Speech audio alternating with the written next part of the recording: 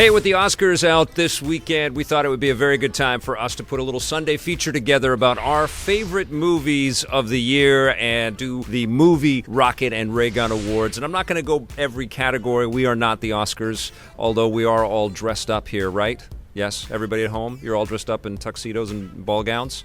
Okay, let's get started with some of the things that we are going to award, and we're going to start with the Best Animated Movie of the Year. My two runners-up are Frozen 2 and Toy Story 4 from Disney. Both of the movies were terrific and made with a lot of love and a lot of heart. Nice extensions, especially with Frozen 2. It really felt like they were trying to make music in that movie that wasn't going to be something that was going to be played incessantly and drive us all crazy like Let It Go did.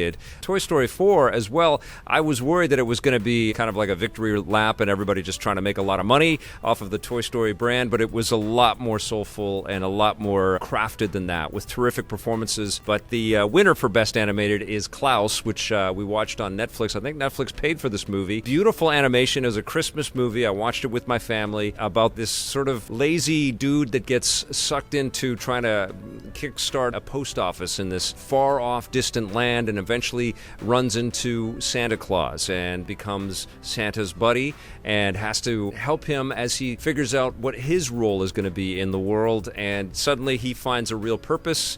And it's just a beautifully, beautifully made movie that hits all of the emotional kind of centers that you want, and great performances and beautiful animation as well. Klaus wins for Best Animated Picture. Now, in the Best Actor category, I am going to give it to Leonardo DiCaprio, and I'm going to tell you why. Of course, the favored actor is going to be Joaquin Phoenix for his terrific performance as Joker. Very disturbed vision of a disturbed character, which I thought was quite gutsy and true to a lot of the twisted tales of Joker that I've read over the years in Batman comics and even in Joker solo stories. I thought it was really, really well made, but it wasn't as big of a shock to me as I thought it was going to be. Adam Sandler in Uncut Gems is unbelievable, and I think he was completely robbed in the Oscars. I said that in my review of Uncut Gems, but his performance is amazing. It is claustrophobic and filled with anxiety and grief and stress, and you just empathetically watch this guy and his life unravel, and you feel everything that Adam Sandler's character does, and it's really, really wonderful stuff. This is how I win. The other out of left field one that I'm going to give it to is Robert Downey Jr., and it's not so much for his work as Tony Stark in Avengers Endgame. It's for his full control of the character and full sort of ownership of this role over the 10-plus years that the Marvel Cinematic Universe has been coming together. It really rested on his shoulders. All of these successful franchises and successful movies really depended on Robert Downey Jr. stepping into the shoes of Tony Stark and all of us caring and believing in him. And the payoff was Avengers Endgame. We got to see this character go through a tremendous arc, no pun intended, and he did some excellent work. But the thing about Robert Downey Jr. is that he usually does excellent work in whatever he is given, and we've come to just sort of take it for granted. But I'm not taking it for granted. He was incredible in Avengers Endgame, and he's one of the runners-up. But let's talk about Leonardo DiCaprio, who I think gave the best performance of 2019. He played an actor who was at the end of his rope and had already gone and peaked through the best of his life and the best of his roles and his performances, and he was completely unraveling on screen, and he had to play scenes within scenes, which was incredibly difficult to do in that movie. He had a lot of different, attacks at moments, and the thing that stands out for me is when he pulls his shit together and he finally delivers a moment in a show that he's shooting that just floors everybody. That was the best acting I've ever seen in my whole life. Honestly, I feel like everybody in the audience is thinking that same thing because he has risen to the moment, even though he's filled with self-doubt and self-hate, and he's shaking, and he's just loaded with all kinds of narcotics to kind of find his even. He is an amazing actor, and in this role in particular in Once Upon a Time in Hollywood, he is amazing in this performance. Now, for Best Actress, it's an easy win for this one. Scarlett Johansson, because she had 3 phenomenal roles in 2019. She was terrific as Black Widow again, underappreciated.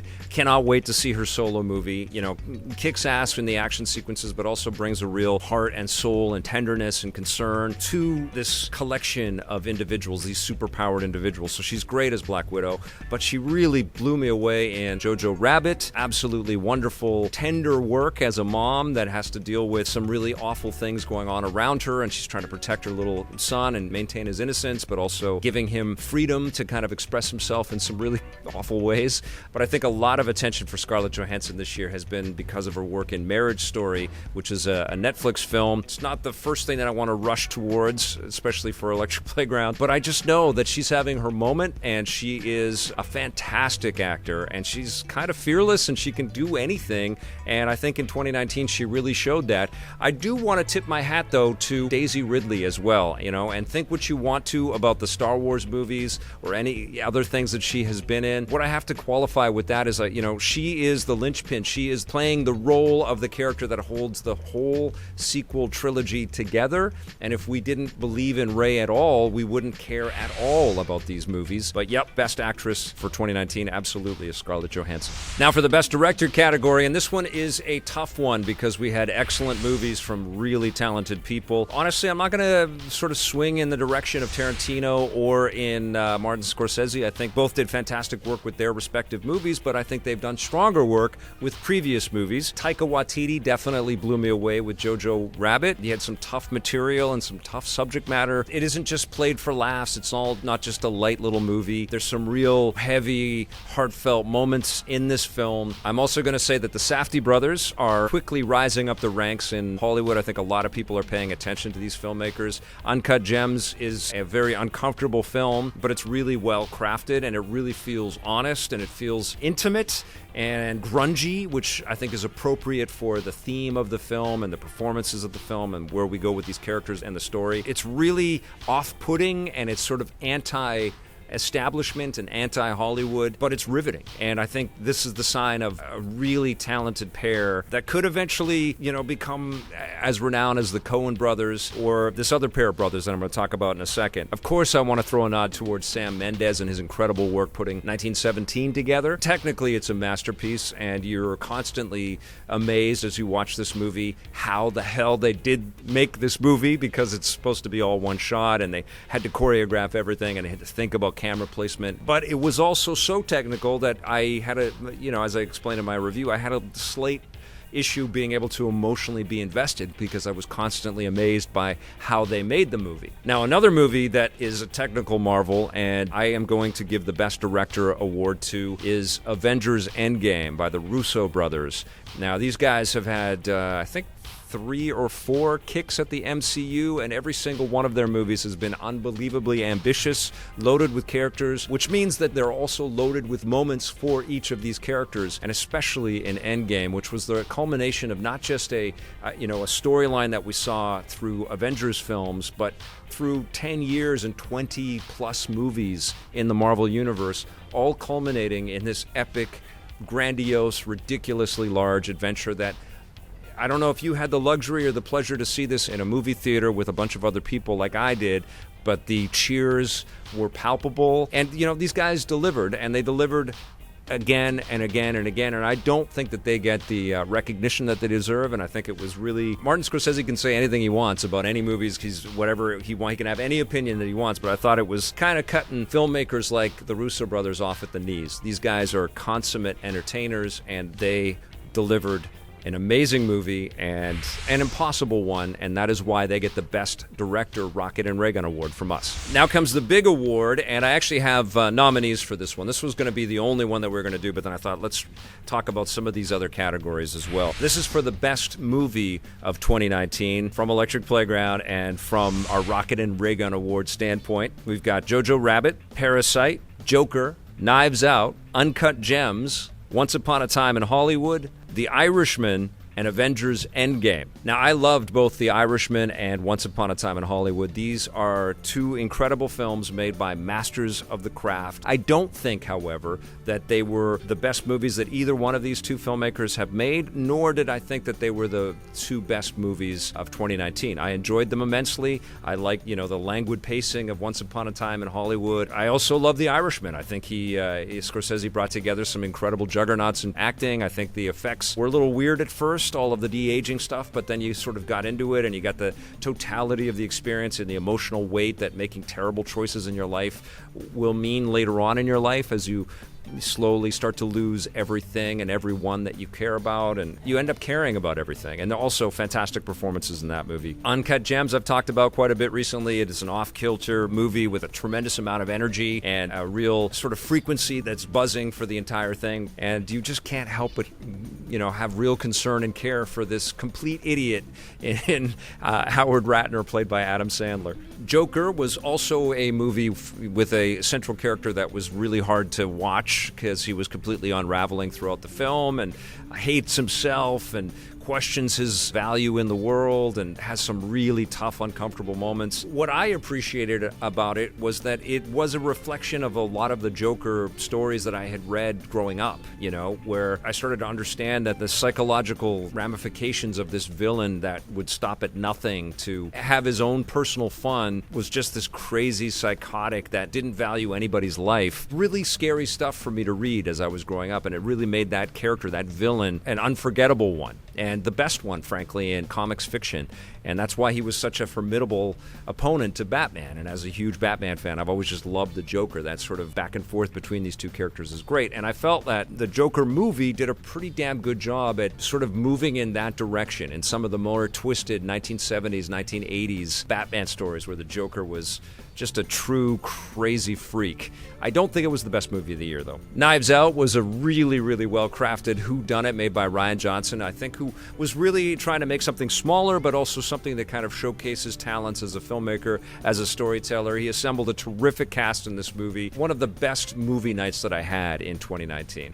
I don't know if it's going to stand the test of time and be something that everybody talks about for years and years, because I feel like as cool as it was also a very obvious tip of the hat to lots of Agatha Christie type movies from over the years, but it was very, very good. Parasite, also a nice surprise, and I think that's the best thing about the movie is that you can go into it thinking that it's going to be something along the lines of what you've seen from the guy that made Snowpiercer or The Host, but it's not. It's really an examination of how capitalism can infect humans and make society a very uncomfortable place for a lot of people to live because of that constant desperation to have what somebody else doesn't have. Superb work there. Also superb work from Taika Waititi on Jojo Rabbit, which seems like the hardest movie in the world to get made. The fact that we have turned Adolf Hitler into a lovable character that just pops in and out of this kid's life, kind of crazy. And Taika Waititi pulled it off, and again, this is a guy that is really making a name for himself, and almost everything that he steps into is something that we all want to pay attention to.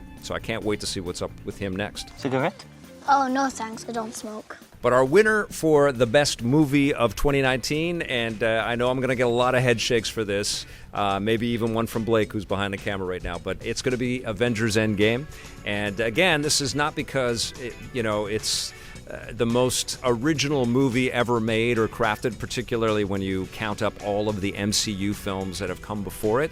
But it's precisely because of that I want to give Avengers Endgame the attention that I think it really deserves. I don't know what I'm going to do if it doesn't. When I think about the way that Kevin Feige and his different creative teams have been able to interweave all of these different tales, it is very much a reflection of the way that I would read comic books growing up, and still do, and I would bounce from character to character and story arc to story arc, but still be able to kind of loosely follow what's happening inside an enormous world that's being crafted for me. It's incredibly difficult to do that, whether you're doing it on the printed page, and especially if you're doing it on the big screen and you're going to appeal to millions and millions of people around the world, and not just appeal to them, but really overly entertain them to the point of people coming out and creating memes and coming out cheering and seeing the movie several different times in a row. Just a pure spectacle, but also crafted with real love and real care. That was entertainment like I haven't seen, I think, since the days of the first Star Wars trilogy, and that is why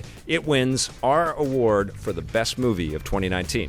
All right, that does it for our 2019 movie Rocket and Raygun Awards. Let me know what you think in the comments down below. I am expecting that some of you are not going to agree with my choices. I'd like to hear that. But if you did enjoy this video, don't forget to hit that subscribe button, hit that like button. You can share this video. Thank you so much for watching. We'll see you next time, and until then, play forever.